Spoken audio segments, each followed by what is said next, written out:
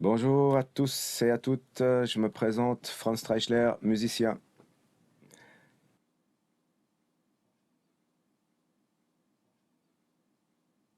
D'accord. Bon, moi j'ai commencé à aimer la musique, je dirais, vers 10, 11 ans. Tout d'un coup, je me suis dit, ça c'est moi, c'est ce que j'ai envie de faire. Je pense que c'était en voyant des gens le faire et puis le truc de communication qu'il y a derrière, est-ce que tu peux ressentir au fond de toi-même en tant qu'être humain. Alors mon parcours, ben, j'ai commencé par faire la guitare électrique, tout jeune, parce que j'aimais bien les 70s, Pink Floyd, ce genre de choses. Et j'ai vite été vers la guitare classique pour des raisons de technique. Et après, j'ai découvert la musique classique. Donc j'ai adoré la musique classique. Donc c'était assez hybride. En même temps, je faisais du rock et du classique. Je passais par plein de différents styles. Et ça m'a donné une espèce de conception de la musique euh, générale. Je vois la musique comme une chose qui a traversé les siècles, les millénaires, et puis qui évolue avec les instruments, la technologie et tout, mais ça reste toujours le même outil de communication profonde pour l'être humain.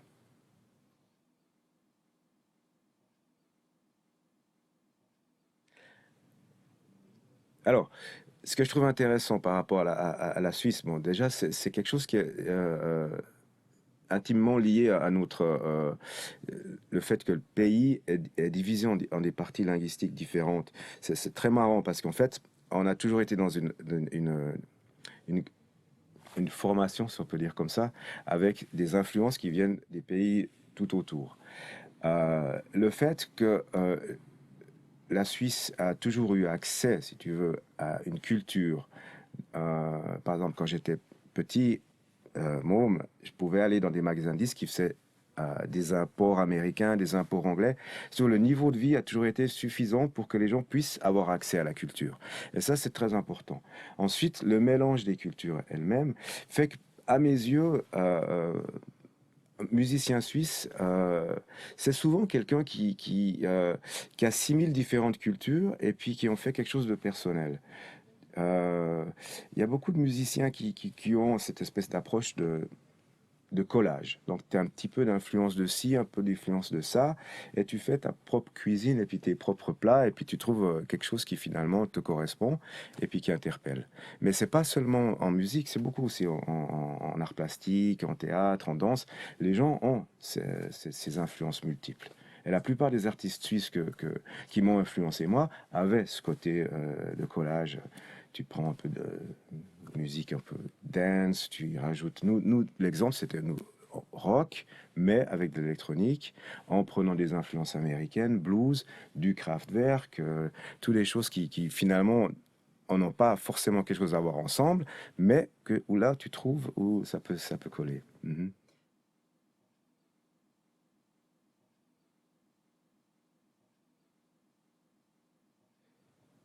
Écoute, comment dire ça? Effectivement, je correspond à une certaine génération en tout cas, s- là où c'est toujours ambigu de parler de soi, et puis toi, mais là où je suis content du parcours, et puis aussi de ce que les Young Gods ont fait, par exemple, c'est que j'ai l'impression qu'à un moment donné, on a participé à décomplexer, à montrer que c'est possible d'être suisse et puis de faire de la musique et puis qu'on t'écoute un peu partout dans le monde. Parce qu'il y a beaucoup de gens qui me l'ont dit, ah, j'étais là en Australie ou je sais pas trop où, et puis dès que je dis que je suis suisse, ah, tu connais les Young Gods, tu vois, ça, je trouve que après, musicalement, tu adhères ou pas, le problème n'est pas là, mais je trouve ça assez cool que, ouais, c'est juste possible, parce que ma génération, il y avait peu de gens qui y croyaient. Qui croyaient que tu pouvais sortir, d'aller plus loin que le Jura ou que les Alpes. Et puis, non, pas possible. Et ça, je trouve que c'est peut-être une des choses où je suis plus content par rapport à ce qui s'est passé. Après, il y a un truc personnel. Moi, j'adore faire partie d'un groupe ou faire des collaborations, ou toi, que ce soit, j'ai beaucoup bossé en danse contemporaine, par exemple, en théâtre. C'est des choses que j'adore, faire des échanges, collaborer, ça t'ouvre beaucoup l'esprit. Mais le travail d'équipe, ça, je trouve, c'est le plus fort. Quand t'as un trio, un quatuor, ou plus de gens qui font un truc ensemble, qui les dépassent, ça, je trouve que c'est super intéressant. Parce qu'il y a quelque chose de très profond qui se crée. Ouais. Et ça, ça dépasse l'intention principale. C'est le bon mot.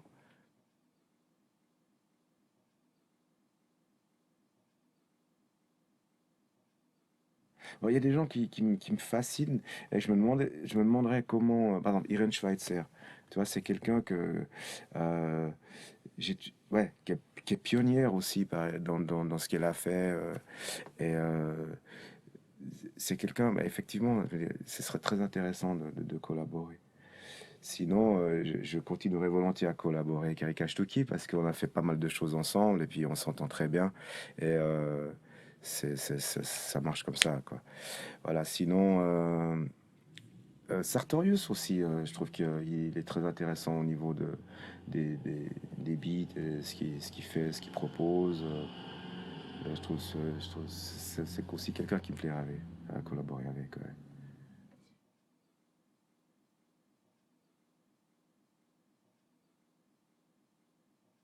Ça fera un gros bordel.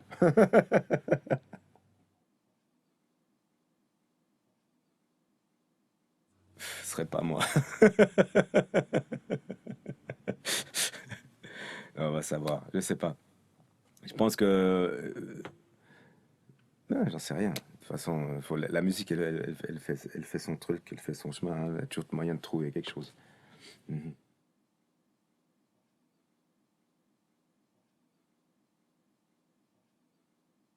Bon, de plus en plus, par rapport au festival, j'aime les festivals qui sont pas de trop grosse taille. Et il y en a un où je vais souvent les yeux fermés, sans regarder le programme, donc et j'ai toujours des bonnes surprises. C'est le Kilby. Le Bad Bone, donc ça se situe à Gain, Dudingen pour nos amis alémaniques. Et là, si je pouvais y aller les 3 jours, chaque année, j'irais. Parce que tu fais 36 000 découvertes et c'est toujours des choses de qualité. Après, il y a aussi les petits frères, style le Four Noise, maintenant le Noxorae, c'est des festivals que j'adore. Euh, Au niveau des salles, je pense qu'il y en a quand même pas mal maintenant que je connais pas. Tu vois, parce qu'il y a beaucoup, beaucoup d'endroits. Chaque ville a une ou deux clubs ça tourne, quoi. Les choses bougent. Mais je pense que les incontournables, c'était pour moi, en tout cas ma génération, c'était le triangle usine, frisson, Aéroute et fabrique. Après, il y a la caserne à Bâle, toi, mais je sais pas ce que c'est. Maintenant, quand j'y passe, souvent, on est un peu décalé, dans le sens décalé, on n'a pas une conscience de culturellement, exactement ce qui s'y fait. Vu qu'on vient, on bouge, et puis voilà, on reste jamais plus qu'une soirée. Mais je trouve que la scène lausannoise aussi, elle a beaucoup bougé. Depuis qu'ils ont ouvert, tu vois, le Romandie et les Docks, le Bourg, il y a une bonne scène. J'aime beaucoup le Bourg aussi. C'est un programme bien varié. C'est une petite taille, mais c'est fort. Ouais.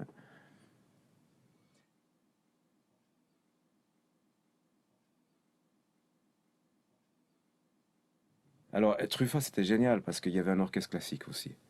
Tu vois, donc, c'était une manière de renouer avec différents genres de musique. Donc, lui a écrit un poème symphonique du Nord, vraiment une écriture classique, partition et tout, 50 musiciens, chefs d'orchestre.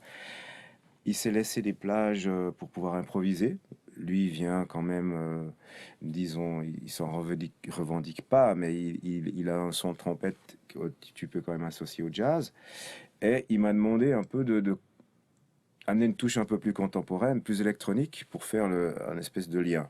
Et ça, c'était royal parce que euh, j'avais une matière comme ça, j'adorais, j'avais les violoncelles derrière moi, les contrebasses, le chef d'orchestre à côté, et puis j'étais dans cette masse sonore comme ça, purement acoustique, et j'essayais parce que c'est pas toujours facile d'arriver avec des instruments électroniques.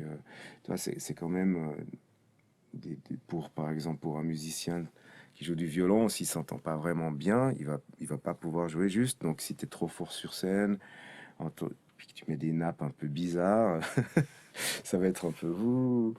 Mais c'était une expérience géniale. Ouais, j'ai adoré faire ça. Ouais. Là, je me mets à collaborer avec Gilles Jobin en danse contemporaine. Et sinon, on fait une tournée avec les Young Gods version 87. C'est marrant parce que c'est presque une boucle qui se boucle. On fêtait l'anniversaire du premier album et on le joue avec notre premier clavier, Cesare Pizzi, donc le trio quasi de base. Euh, et on fait quelques concerts pendant l'été jusqu'à la fin septembre. Et ça, c'est très cool aussi.